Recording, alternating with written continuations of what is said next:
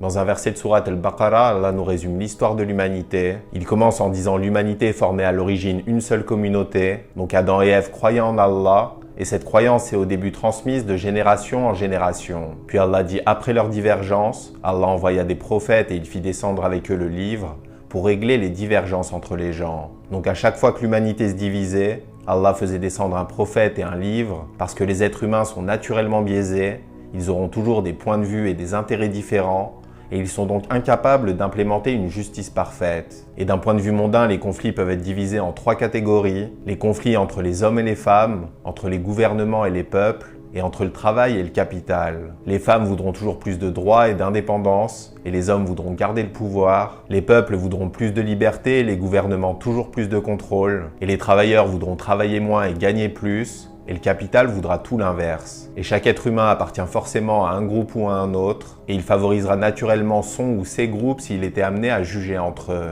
Il faut donc nécessairement que les lois viennent d'une entité parfaitement neutre, et c'est l'un des buts de la révélation d'Allah. Mais l'humanité se divise aussi sur ses croyances religieuses, et l'objectif principal du livre est de rétablir la vérité sur Dieu, et Allah nous donne la raison de ces divergences. Il dit « Mais ce sont ceux-là même à qui le livre avait été donné, qui se mirent à disputer par esprit de rivalité. » Donc la première source de corruption n'est pas l'ignorance des masses, mais c'est la compétition et la jalousie entre ceux à qui le livre a été donné. C'est donc la corruption des élites religieuses qui entraîne des divisions et des conflits. Et au milieu de toutes ces divisions, Allah nous donne le secret pour être bien guidés. Il dit puis Allah, de par sa grâce, guida ceux qui avaient cru vers cette vérité sur laquelle les autres disputaient. Donc au milieu de tout ce chaos, Allah intervient directement et guide ceux qui sont sincères vers la vérité. Et il conclut en disant Allah guide qui il veut vers le droit chemin, ou Allah guide celui qu'il veut vers le droit chemin.